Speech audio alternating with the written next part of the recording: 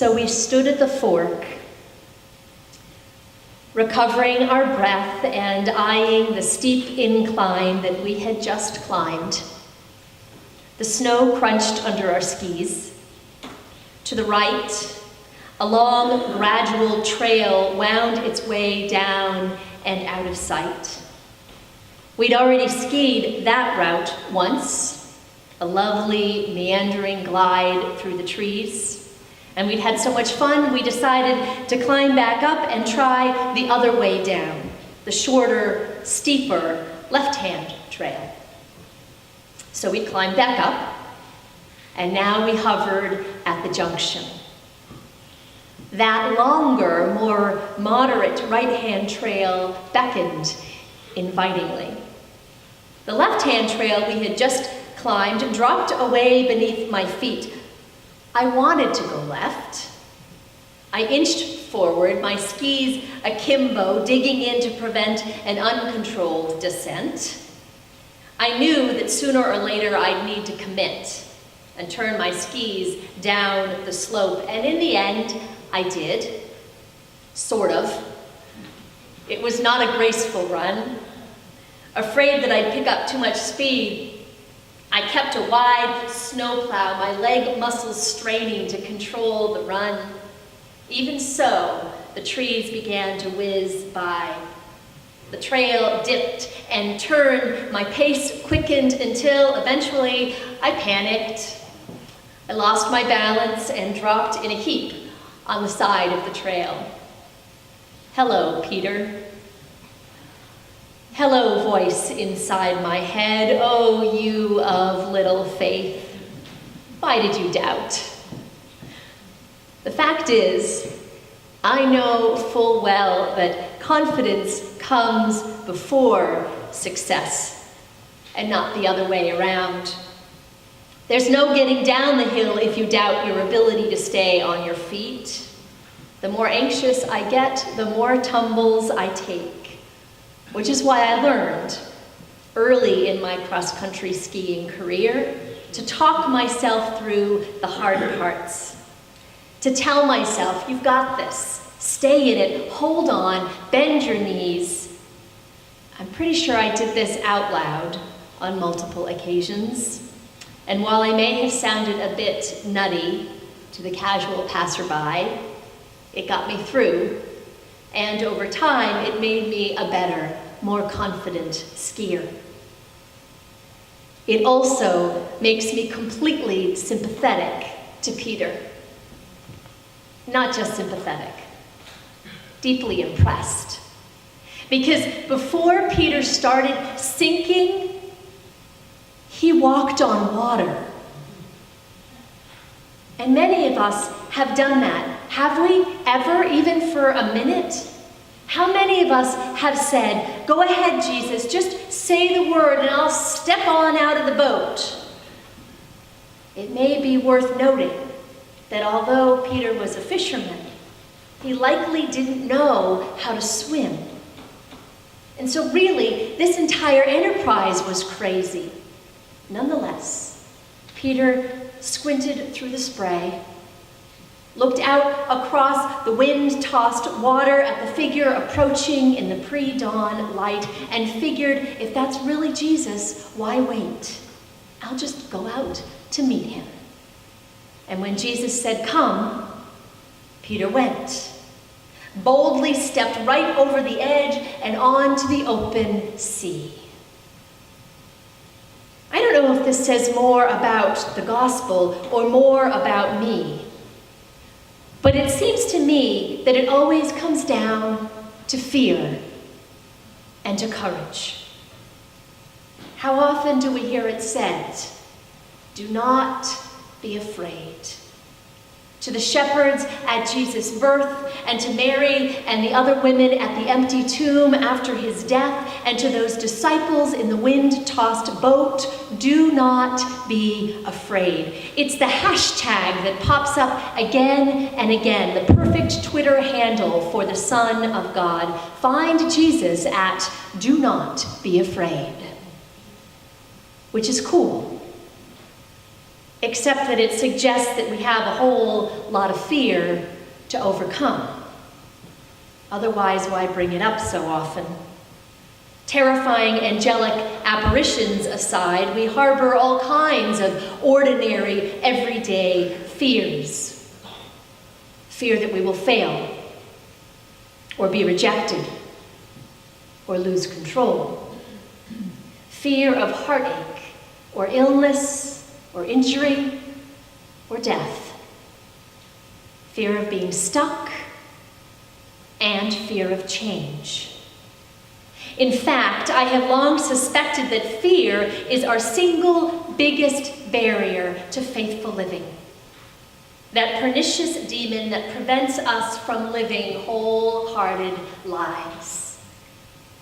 When I look at my own life and scrutinize the moments when I have failed to act in keeping with my highest values, when I dig beneath the surface of my inaction or my hurtful reactions, buried beneath layers of hesitation or resistance or anger, I usually find fear.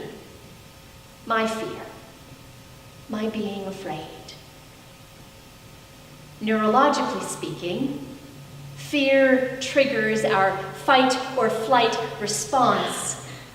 It also inhibits creativity, makes us more reactive and less reflective. And that's all well and good if you're confronting a predator, in which case you don't want to take time to think.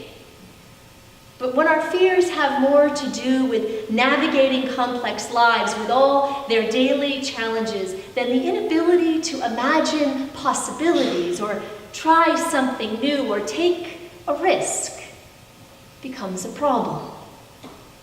Because the truth is, following Jesus, living the lives to which God is calling us, it is risky business.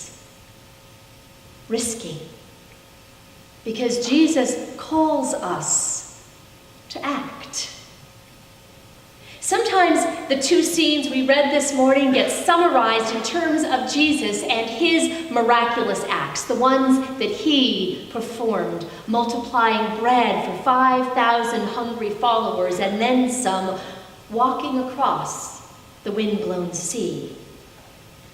But here's the other thing that these two scenes have in common. In both of them, Jesus calls on the disciples to do something. Don't send the crowds away. You give them something to eat. Jesus blessed the meal, but then he handed the pieces of bread and fish to the disciples, and the disciples gave them to the crowds. And after the meal, Jesus made the disciples get in a boat and go out to the other side. And when eventually he came to meet them, he responded to Peter's appeal by saying, "Come," clearly implying you can walk on water too. In the words of one commentator, in these two episodes, Jesus is democratizing divine power. Democratizing divine power. In other words, he is conveying in no uncertain terms that discipleship, following Jesus, means doing as Jesus does, calling on God's power and love to gather and feed and heal and connect.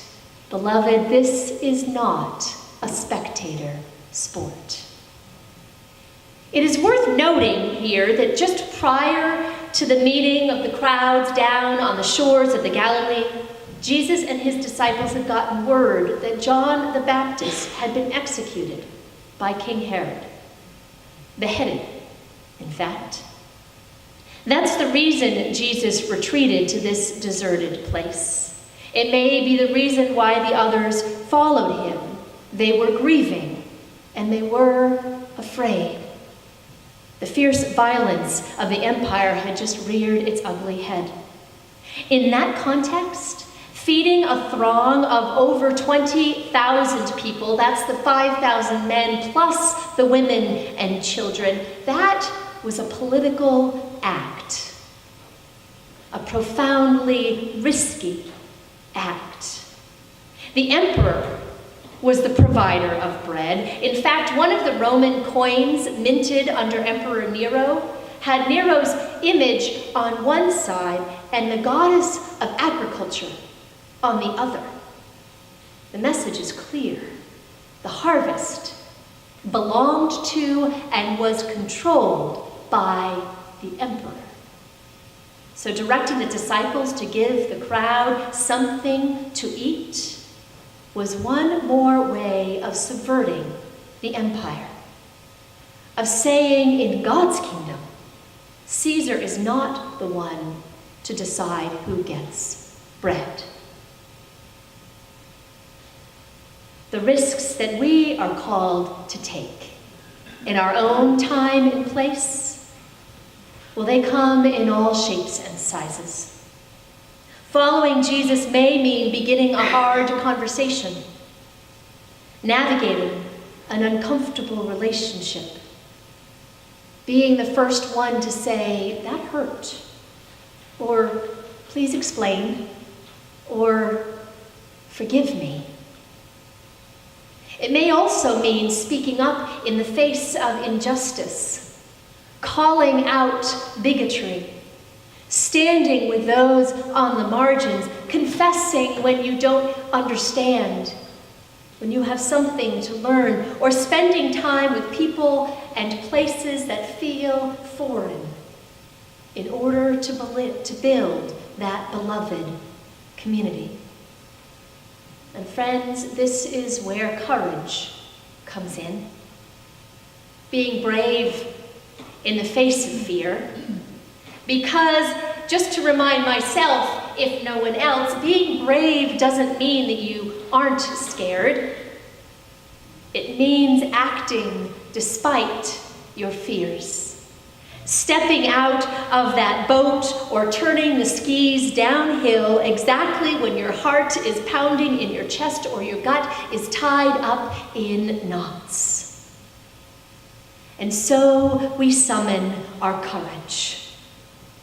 Courage and persistence and deep breathing to feed and heal and love and build a beloved community. To follow Jesus, to live into God's vision for us, we have to exercise our imagination, try some stuff out, step out into unfamiliar terrain. That's frightening, yes, but possible, yes. And here's the thing, when we do it, when we summon our courage, well, friends, there will be waves. Did you notice? It was only after Peter climbed out of the boat that he noticed the wind, felt its force, and panicked. That's what happens when we take risks. The wind kicks in. The elements that would rather keep us in the boat, they start to stir up trouble. That theologian, Rob Bell, the one who created the podcast Jesus H. Christ, to which Michael is inviting you in a small group gathering later today, Rob Bell puts it this way: if you are on your path, you will be disrupting something. The risks you take will make others uncomfortable. Power will shift. And when that happens, Rob says, you can try to say this. That's what comes with it. Like a mantra. This is what comes with it. Rather than wringing your hands when you get pushback, when life gets hard in the face of your brave and faithful acts, just witness to the wind. Try saying, this is what comes with it. I recognize what's going on here. Ah, yes, there's the wind. This is what comes with it. And then keep your eyes not on the waves beneath you, but on Jesus before you. Stay brave, stay focused. And one more thing, ask for help. After Peter walked on that water, after he got scared by the waves and started to sink, he cried out. And Jesus grabbed him by the hand. This ought to be the part of the story that fortifies us every time. As terrified as we may feel, we are not alone.